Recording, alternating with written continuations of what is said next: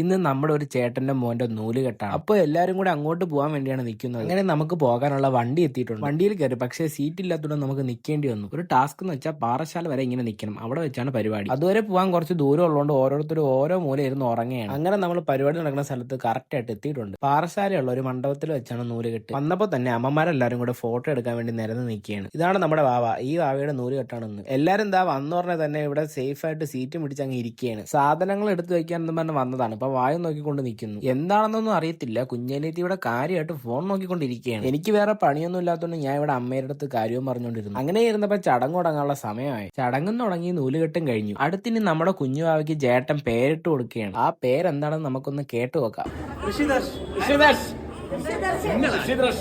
നമ്മുടെ കുഞ്ഞാവയുടെ പേര് ഋഷിദർശൻ എന്നാണ്. എന്തായാലും ഇത്തിരി വെറൈറ്റി ആയിട്ടുള്ള ഒരു പേര് തന്നെയാണ്. ഇവിടെ ഇത്രയും ചടങ്ങൊക്കെ നടക്കണമെങ്കിലും അമ്മമാർ അവിടെ വമ്പിച്ച ഫോട്ടോ എടുപ്പാണ്. ചടങ്ങൊക്കെ കഴിഞ്ഞിട്ട് ഇനി അടുത്ത് നമുക്ക് വിളമ്പാൻ പോവാം. ഞാൻ വലിയ ഭാരമുള്ള ജോലിയൊന്നും ഏറ്റെടുക്കാതെ കുപ്പിവെള്ളം എടുത്ത് വെച്ച് നടന്നു. ചിപ്സ് വെക്കാൻ എടുത്തോണ്ട് വന്നിട്ട് ഇവിടെ ഒരുത്തൻ തിന്ന് അടക്കുകയാണ്. പിന്നെ വഴി കൂടെ പോയതല്ലേ എന്ന് പറഞ്ഞ് ഞാനും 2 ചിപ്സ് എടുത്തങ്ങ് കഴിച്ചു. അനിയത്തിമാരാണ് ഇവർക്ക് പിന്നെ ഫിൽറ്റർ ഇല്ലാതെ ഫോട്ടോ എടുക്കുന്നതിനെ പറ്റി ചിന്തിക്കാനേ കഴിയില്ലല്ലോ. ആ ചിപ്സിന്റെ പാത്രം ആർക്കും കൊടുക്കൂലെന്നും പറഞ്ഞ് കൊണ്ടു കിടക്കുകയാണ്. വിളമ്പലൊക്കെ കഴിഞ്ഞിട്ട് നമ്മൾ കഴിക്കായിരുന്നു. നമ്മുടെ ചോറും പരിപ്പൊക്കെ വന്നിട്ടുണ്ട്. ഇനി നമുക്ക് സദ്യ കഴിക്കാം. സാമ്പാറും കിട്ടി. ഇനി അടുത്ത് പായസമാണ്. ഒരു പഴം തൊലിക്കാൻ വേണ്ടി ഇവിടെ ഒരു പഴം കിടന്ന് കഷ്ടപ്പെടുകയാണ്. കുഞ്ഞമ്മമാര് രണ്ടുപേരും ഷുഗർ കട്ടാണെന്ന് തോന്നുന്നു. പായസം ഒന്നും കുടിക്കുന്നില്ല. പായസം എന്ന് കേട്ടാൽ മരിച്ചു വീഴുന്ന ആൾക്കാരായിരുന്നു. ഇപ്പൊ എന്ത് പറ്റിയോ ആവും. സദ്യയൊക്കെ കഴിച്ചുകൊണ്ടിരുന്നപ്പോഴത്തേക്കും കറണ്ടും പോയി. കറണ്ട് പോയാലും നമ്മുടെ ബോളിയും പാൽപ്പായസവും നമുക്ക് വിട്ടുകളയാൻ പറ്റില്ലല്ലോ. ഇരുട്ടത്ത് ഇരുന്ന് തന്നെ ബോളിയും പാൽപ്പായസവും കഴിച്ചു കഴിഞ്ഞതും കറണ്ടും വന്നു. കഴിച്ചു കഴിഞ്ഞ ഉടനെ തന്നെ അടുത്ത കളരിക്ക് വിളമ്പാൻ കയറേണ്ട അവസ്ഥയായി. അങ്ങനെ വിളമ്പലൊക്കെ കഴിഞ്ഞ് ചുമ്മാ വന്ന് ഇരിക്കുകയാണ്. ഒരുത്തിയുടെ കുഞ്ഞുവാവെ എടുത്തു വെച്ചോണ്ട് ഇരിക്കുകയാണ്. കരയിപ്പിക്കാതിരുന്ന ഭാഗ്യം. എല്ലാരും 2 സൈഡിലായിട്ട് വളഞ്ഞിരുന്ന് സംസാരിക്കുകയാണ്. ഇതിന്റെ നടുക്ക് ഞാൻ